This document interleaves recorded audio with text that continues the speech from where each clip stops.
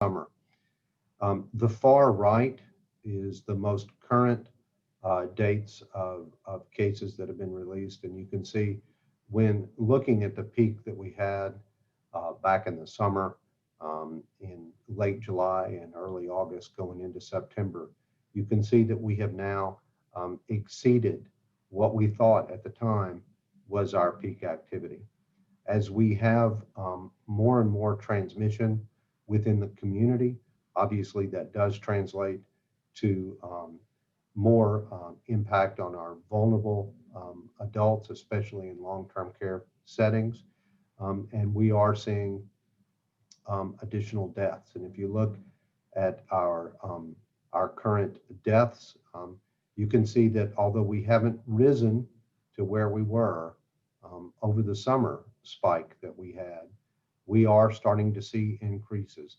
And we do anticipate that those numbers of deaths are going to increase over the coming weeks, especially with the number of cases that we're seeing now. When we look at who is impacted by the deaths, by and large, those are individuals over the age of 65.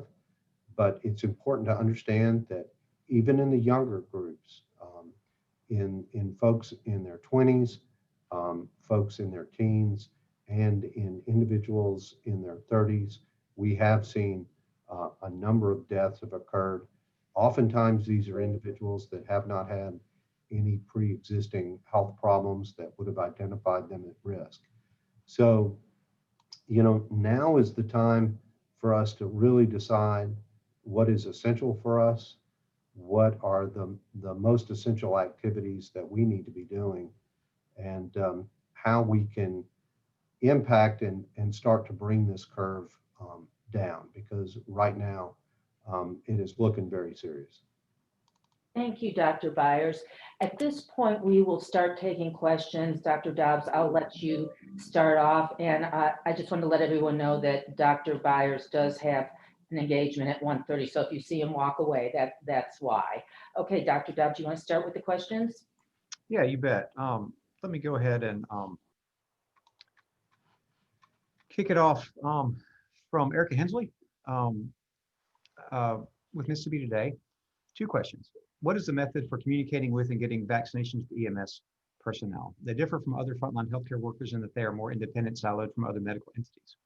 And number 2, is there an update on the number of providers who've enrolled in vaccination distribution for second-tier distribution / high risk folks? So for the first question, we have been in touch with the EMS associations on a regular basis. We have an EMS division here within the Department of Health. With them, we're within rapid, frequent communications. For the first round, we anticipate that we'll give the limited vaccine supply to hospitals, and based on what they see as their highest risk and their most critically taxed resources to distribute it to those folks, which may include EMS. But an additional option is going to be once we are doing mobile clinics with the Department of Health, that'll be a mechanism through which more independent healthcare providers can have access to the vaccine, but we'll continue to communicate that. We just now are getting the guidelines from the CDC ACIP committee, the Advisory Committee on Immunization Practice, and we'll continue to start rolling that out, that information as we sort of finalize those plans, but we're getting pretty close. Number of providers who've enrolled in vaccine distribution for second tier. I know that we've added a bunch. I don't have that number. I'm sorry. I can try to get that for you offline in the future. And Liz, if you help me remember to do that, we'll get with the immunization folks and share it with Erica. Okay, Dr. Dobbs, I think you don't have the first question. I'll read it to you. Dr. Dobbs, you were sitting next to Governor Reeves when he said it was fundamentally inaccurate, false, and not true to characterize this current surge as worse than our summer peak. What is your assessment of the governor's denial that what we are experiencing now is not worse than the summer? Well, certainly everything is relative. And as far as like our ICU capacity, the strains are not as severe at the most critical elements of the summer, although they're getting pretty close. The thing that's additionally concerning right now is we're not at our peak. We're rapidly ascending to a peak that no one knows what it's going to be. So we're way higher in our daily case counts now, and our hospitalizations are growing at a rate that is absolutely terrifying. So where's this going to end? Well, it's not going to end, at least for weeks, right? If we did everything perfect today, it's going to be a week or two before we would even see an impact of that, because we're still going to be processing all the people who are exposed and who are going to get sick and who are going to die. So, without a doubt, I think we're headed into the darkest period of the coronavirus for Mississippi. Dr. Byers, anything you want to add to that? Next question is from Gerald Harris. To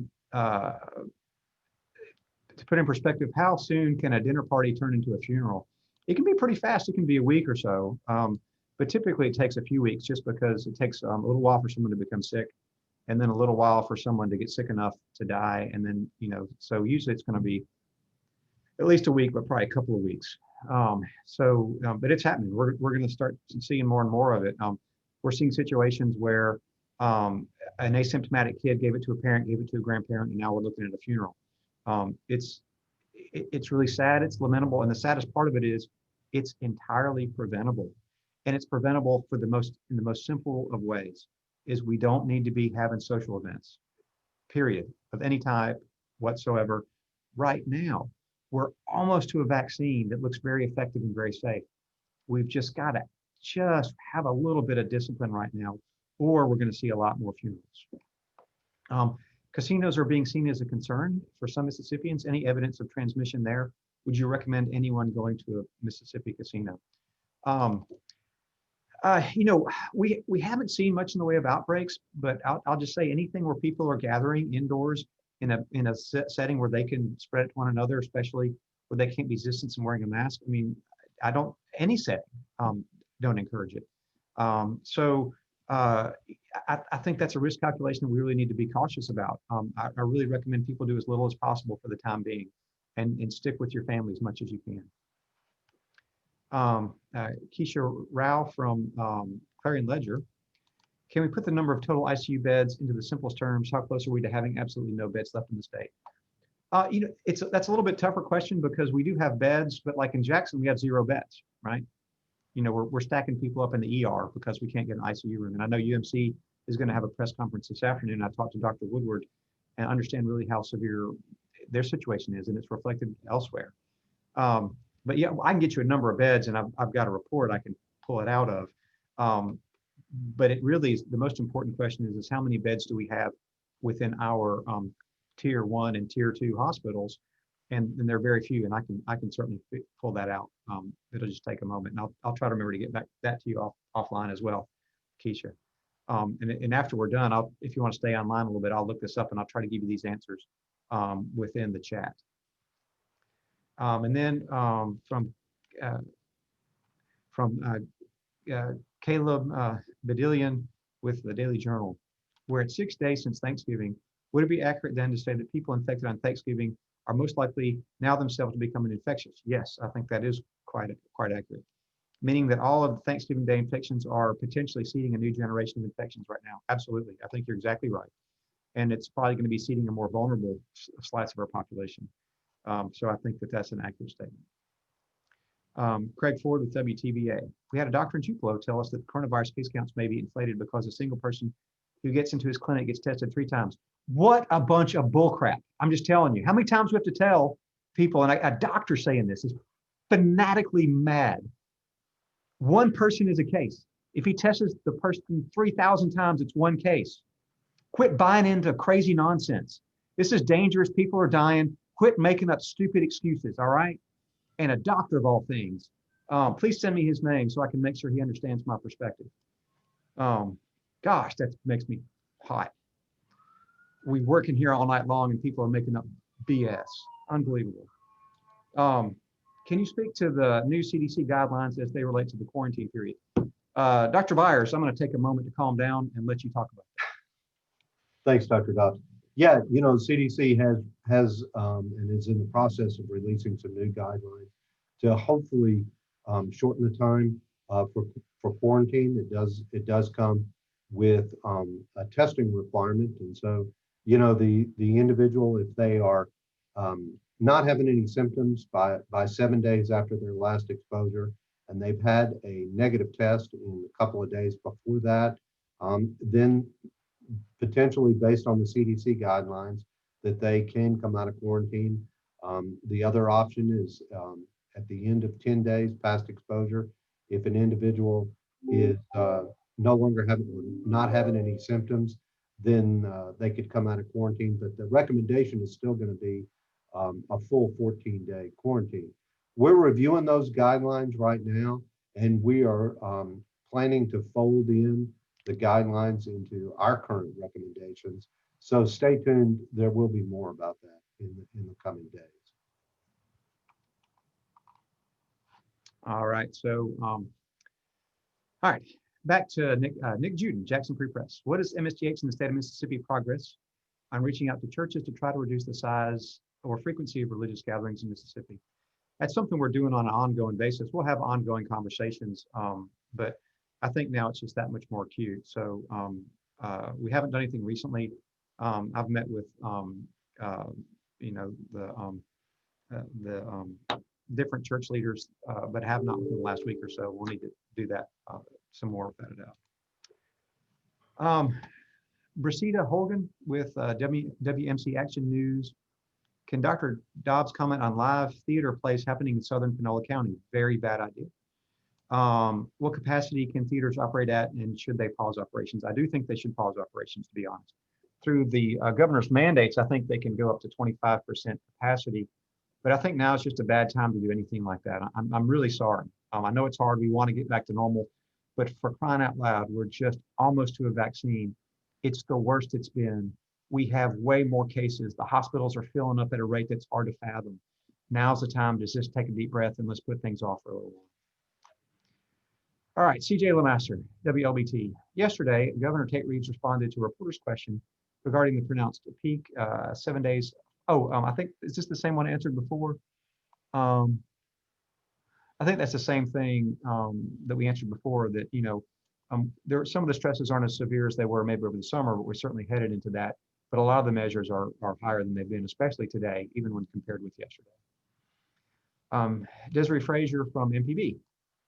When the statewide mask mandate was in place, how much of a reduction in transmission spread occurred? It's hard to parse out what different elements are playing a part. And I do think the mask situation is very important, and I think everyone needs to wear a mask. But to be very clear, if we all wore masks in public right now, it would not be remotely enough. What's driving transmission are people in social settings when they are not going to wear a mask. It's people at funerals who are hugging people. If you're wearing a mask, well, I've not yet to see someone hug a person at a funeral with a mask, but it's these social things, it's these ceremonies, these sacred ceremonies that are driving our transmission. And so the mask part was an important part of it, but they all go together. Each piece is an important component. And so, it's really hard to tease it out, but it is a contributing factor. And Dr. Byers, I don't know if you want to add anything to that response. No, I think you're absolutely correct. Okay. And there's another from Nick Juden. We're not in the peak. Let's see if there's anything additional question. Have you communicated with him that Mississippi is in the far most severe stretch of the crisis so far? Yeah, we communicate regularly and talk regularly, and I think it's their trajectory that's most worrisome, because we're just at the front end of wherever we're going, and this is a drama that's going to play out with a lot of players. We all have a role to play, and a lot of us aren't playing the role we're supposed to. Lauren Walk, Sun Herald. Can you lay out the difference between what you've been saying and the new guidance? Are there any consequences? Are you hoping this will help leaders enforce mandates? We're certainly not going to, based on our new guidance, we're not going to go bust on any parties or call the sheriff or anything. This is public health guidance that is official and strongly worded so that there's no equivocation in what we're asking folks to do. There is a role for public health guidance in the sense that there are like the liability protections for people who follow our public health guidance. But as far as it being like a legally enforceable thing, no. We want people to really just know how extremely important it is. We can do a good job, But right now, especially going into Christmas, we want to avoid funerals and get through this winter hump to a point where we have a vaccine and can get back to normal with as many people in Mississippi left as possible to join us on the other side. Hattiesburg American, Clarion Ledger, Lacey Beveridge. Yesterday you talked about personal responsibility. Why do you think people are not taking seriously the initiative to keep themselves safe? You know, over and over what we see, we do see some people who are at high risk, older folks, being a little bit more responsible because they understand that if you're over 65, the chance of dying after being diagnosed with coronavirus is 13%, 12 to 13%. That's a real high risk sort of scenario. What we have not been able to communicate, and part of its human nature, is that yes, I may in fact survive it, but the person I give it to is not. And there has been way too much of a me focus than an us focus. And I hear it every single day. Even when we're trying to advocate for the vaccine, I hear some people say, well, I'm young and healthy. If I get it, I'll get over it. But it's not going to stop with you. You're going to give it to somebody else. It might be somebody you don't know. It might be somebody you love. And that's the us part. And we really need to be more thoughtful about it. CJ Lemaster, WLBT. Last week we heard the governor talk about how Halloween contributed to new cases. Now that we're several weeks past Mississippi State Fair, how has that contributed to new cases based on investigations from MSDHs and contact tracing? I know we have had people who've gone to the fair who tested positive, but I don't know that we've seen any traceable large outbreaks. So certainly, you know, there are likely some cases, but, you know, being outdoors, it's going to be a safer sort of thing, without a doubt. But, you know, going into this cold winter, I'm not seeing people eating outside like I did before. They're all indoors. And so I think it's going to be a dicey situation. Dr. Byers, anything to add to that? No, and just remember, you know, like we talked about yesterday, one of the things we see when we interview cases is that they don't just have one potential exposure, but they've been to multiple places where they could be exposed, and often it's hard to trace back to where an individual actually contracted the illness, unless it's a family member, and it's a bit easier at that point. But as you know, as far as the events, everything that you're out and doing, and when you're interacting with people, there's a potential risk. I'd like to go back to one of the other questions, the number of ICU beds. And if you look at the total number of normally staffed ICU beds, on our report, we have 877. And it says we have 123 available, but only one hospital in the Jackson area, including Vicksburg, has ICU beds currently open, right? So that's a real frightening situation. There are more beds on the coast, and there are not any up in Northwest Mississippi. So there is some variability, but it's very, very tight. All right, radio prod. Based on the transmission patterns Dr. Byers has explained, are there any concerns over college students who are home for their winter breaks causing widespread transmission when they return? What advice is MSCH providing colleges and universities regarding students returning in the spring? We have been providing guidance to try to curtail activities that you know, social activities, almost doing like a soft quarantine before going home. And if you live with someone who might be at high risk, we go ahead and get tested before you get home. And then to have a week or so, if you can, staying away from them. We are worried about it, and without a doubt. And you know, and now is going to be some of the time when we would see that transmission. So I think it's a very real concern. Dr. Byers, anything else? No, and I agree. And again, you know, we do work very closely with the colleges and the universities. And I know many of the colleges have been very proactive about testing their students and making testing available prior to many of the students going home on break. And certainly that's a great idea to be able to identify those folks who are potentially infected. Yeah, very good. So Steve Gagliano from News Mississippi. In your opinion, what should the MHSAA do about their upcoming high school football championship games? You know, really no one, we recommend no one go to any sports stadiums as a spectator. It's just too unsafe. it's just the wrong time. I can't help it. I'm sorry, but it's a dangerous endeavor. Um, as far as the sports situation goes, I know that we've decided that we're going to do sports, and anything we can do to mitigate transmission is very important. I would like to, outdoors is a little bit safer for sure, and so that's a good thing. But as we look into basketball, I think it makes a lot of sense to not have fans in the stands, and it makes sense to um, look at maybe even delaying as much as possible going into this frightening rise of cases and hospitalizations. We know that we're all connected, and an outbreak in a high school is eventually going to affect a nursing home and a grandparent. So I think it's a good time to rethink some of these less essential things. My computer decided to update, but I'm. And I think Dr. Byers had to step out, so I'd like to thank Dr. Byers for being with us. Bracy Harris with NBC News. What, if any, challenges are you anticipating with distributing vaccines? Some states are concerned about coordinating distribution to under-resourced communities. It's something that's been on our mind the whole time, ever since March, when we realized how severely impacted minority populations were. We've invested a good portion of our response into health equity. Actually, Dr. Byers is actually having a conversation with the Mississippi Band Choctaw Indians right now. And we're talking community health centers. We plan on offering drive-through vaccinations in every county, so across the state, no matter how rural. So it's something that's near and dear to our hearts, and we know we have to make that available to all Mississippians. And if there are other barriers that we encounter, we've got a phenomenal team supported by MEMA, National Guard, and our own public health professionals. So we're committed and feel confident that we can be successful and are willing to change our tactics if we need to. Nick Juden, can you tell us more about the public health guidance released today? I think that's the same question answered before. Sorry, it's kind of an echo.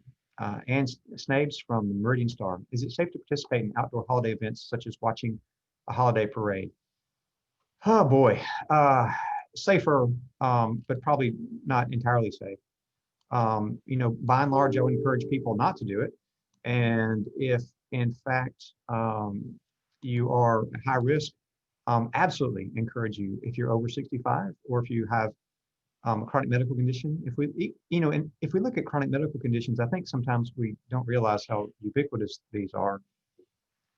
Of people who've died in hospitals in Mississippi, 80% had hypertension. But 40% of Mississippians have hypertension, so it's a huge swath of our population. So we have, the majority of Mississippians have an underlying medical condition or are over 65. So we need to consider that there's a lot of high-risk folks out there. Gerald Harris, any update on vaccine storage capacity now for Mississippi to hold and store vaccines at a safe level? We have secured enough ultra cold storage units to store all anticipated vaccine over the next month or so. We will have to redistribute it because we don't have ultra cold storage units throughout the state. We do have a large unit coming to the state public health pharmacy that would augment that capacity going forward. But additionally, we do have contingency plans using the shippers and an abundance of dry ice to make sure that we can maintain the integrity of the vaccine. Again, I'd like to give great thanks to our logistics folks who've done a fantastic job thinking through all these things. Any update on vaccine storage? Oh, that's the same one, sorry. Would you recommend the governor shut down the state, issue a statewide mask mandate? I certainly wouldn't recommend shutting down the state. What we've learned throughout this is that people can go to work and people can even go to class and get an education safely. What I think makes a lot of sense, and some of the executive orders speak to this, is that non-essential social or other type events are wrecking our response, absolutely destroying it. So wouldn't recommend hurting the economy in that sort of way because it's not going to be the bang for our buck. A statewide mask mandate. I think people should wear a mask, but I'm actually way more worried about social events, to be quite honest. What we're seeing is people who wear masks in public get it when they don't wear masks at home or they don't wear masks at a social event.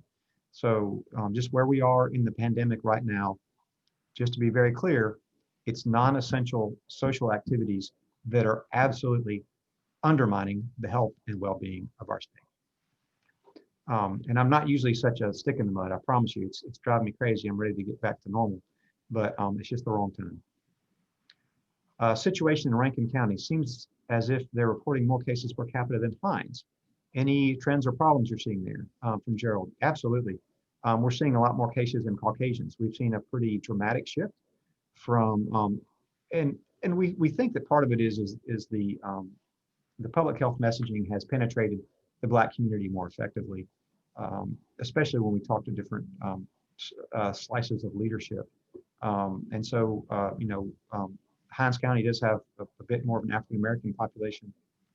Not that there aren't a lot of folks who are affected, but there has been a pretty dramatic transition to being a more Caucasian transmission. CJ Lemaster, WLBT, phones allow for exposure notifications, but when you try to do that here in Select, Mississippi, it says exposure notifications have not been turned on for your region by a public health authority. Yeah, so this is the proximity detectors, and this is something that we've looked at doing, but we had a great deal of reluctance because of privacy issues. The other thing is there are numerous different companies that are doing it, so we have been unable to get that off the ground. But to be quite honest, in a country like Korea or maybe Singapore, where you have a single national system that's integrated, it makes a lot of sense. And I'll just be clear, just frank with you guys, looking at all the myriad of disconnected systems that are available in the United States, which speaks in some way to our fractured sort of federal response, there really wasn't that much benefit anyway, in addition to the intense pushback we got because of the potential privacy concerns. And just keep in mind, it's not just an MSCH decision on that scenario. Desiree Frazier, MPB. The vaccine, when available, you stated, would be for healthcare workers in long-term care facilities. Without the public receiving the vaccine right away, do you anticipate case numbers will continue to climb? Absolutely. There's not near enough doses of vaccine that will be available within the next few weeks to have any impact on population transmission, no matter who we give it to. It's going to be a little bit like pouring water into the sand. But if we're strategic with it, we can not only preserve critical healthcare infrastructure, we can also have the most impact in morbidity and mortality and hospital utilization. And so for these reasons, frontline healthcare workers and long-term care facilities have been prioritized at the federal level from that decision making, and we certainly agree with that strategy. From Nick Juden, to be clear, based on the amount of time it takes for an individual to become infected, symptomatic, tested, and for that test to be processed, is it safe to see we have still not seen the impact of Thanksgiving, and the massive spike is more the way the state looked going into Thanksgiving? Yeah, there might be a mix. Certainly we know people traveled before the Thanksgiving holiday directly. And actually, and I'll be honest, some of the cases that we've seen and that I've personally diagnosed this week contracted the disease when they were visiting family in town or out of the state, and then they became symptomatic. The test turnaround is not really too bad right now, but I think we're still seeing the front end of that wave. I suspect that you're correct, that we're going to start seeing more and more as the week progresses. Second question from Nick Juden. Not to be fatalistic, and I completely understand the limitations of advisory power, but is this truly all we can do? I asked the governor yesterday, what the new plan for December is, and he told me the same thing he told me last month, slowly adding new counties to the public health order based on own algorithm. If we are heading into an unprecedented peak, should we have unprecedented measures to protect ourselves? What is the breaking point where we try something new?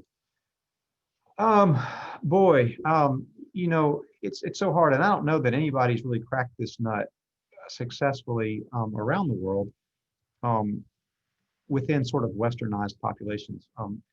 Certainly, if we look at what's happened in England, they've been successful and are starting to open up a little bit, but it's pretty draconian And just to be honest, um, it's a little bit of a bazooka to kill a mosquito. If we shut down everything, then people aren't going to be able to do anything, and so they won't spread it. But that's not what needs to happen. We just need to keep people getting together in groups that are not essential. Without a doubt, our country and our state is not going to tolerate a shutdown that's going to affect businesses. But the flip side of that is it's not necessary. The other piece about this is there's a mass psychology, because if we look at what happened after the summer, there was a change in behavior. There was an embracing of masking and a change in how people were interacting with one another. And if we can do that, it'll get better. It'll get better eventually. We just want to get better sooner so that we don't cause so very many unnecessary deaths. Caleb Bedillion from the Daily Journal. The governor has been sticking with the strategy of county by county mask mandates based on the view that targeted mandates will feel more urgent to residents and therefore prompt stronger compliance. Many medical leaders in the state seem to have a view that it is actually a statewide mandate that would better motivate the public to wear a mask.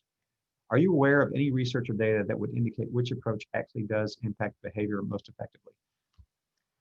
There are conflicting bits of data, and I'll say it's hard to know. But what I think has been happening, and I know it's been happening, to be quite honest, is I'm worried that the mask conversation is distracting from the real threat. And, in some states that have a statewide mask mandate, yes, people aren't catching it when they go to grocery shop, but they're catching it when they have an after-school party with 100 people around a swimming pool. So what kind of sense does it make to wear a mask in public when you're going to put yourself at those sorts of challenges? So we're at a different phase right now. I think masks certainly are an important part of it. Unfortunately, it's a political thing, but really, I think it's important for us all to focus on non-essential social things that are not going to keep you in a job or keep you in groceries. Anything besides that really needs to be on hold right now. Larison Campbell from Daily Beast. You seem frustrated, to put it mildly, by the anecdote about the Tupelo doctor who is spreading misinformation. Absolutely, he was. Have you noticed that misinformation from medical professionals has been a problem when it comes to coronavirus? And what, if anything, can be done to rectify this? It's a difficult thing. I think it's been better. Physicians sometimes are extremely busy and sometimes actually don't stay up to date with some of the fundamental issues. What really frustrates me is, instead of making an assumption, you ask a question, right? And we've seen so much of this, from assuming that all the cases in DeSoto were actually Memphis people who came down to get tested, right? Ask a question.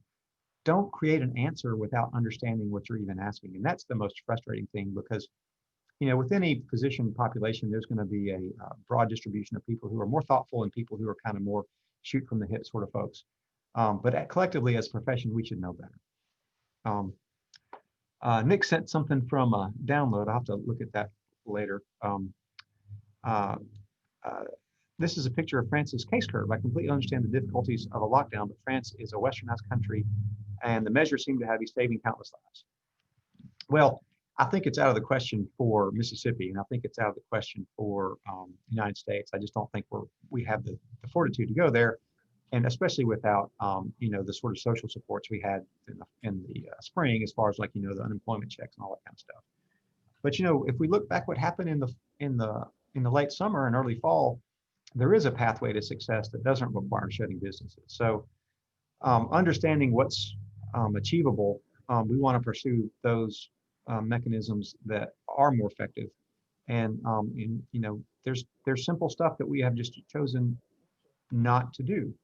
And as a society, if we decide that going to a high school volleyball game is more important than keeping outbreaks out of nursing homes, we are actively making those decisions. And if the population wants to make those decisions, we just need to make sure what they understand they're getting themselves in for. Bracy again with NBC.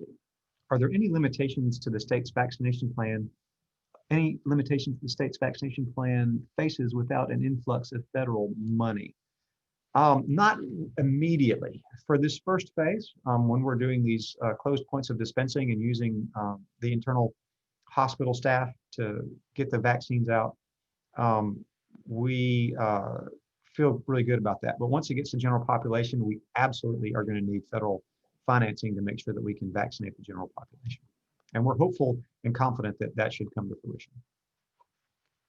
Gerald Harris, do you have any information about MDOC, any active outbreaks that you know of? I know we've been working with several different locations. You know, I know, and you've all seen in the paper, SMCI, I think was one of them, and we've been helping those guys a little bit, and they're doing a lot of testing. And I know there have been cases in Marshall County that we're helping them work with, and they've been very aggressive in their testing strategies. I don't have any details. Dr. Byers and the EPI folks do that, but we're constantly working in support of MDOC and all their efforts to try to protect their inmates and their employees. Dr. Dobbs, I do not see any more questions. If y'all have any more, feel free to email me. Keisha, we will get the number of beds for you, and Erica, the number of vaccine providers, and I will just email those to you.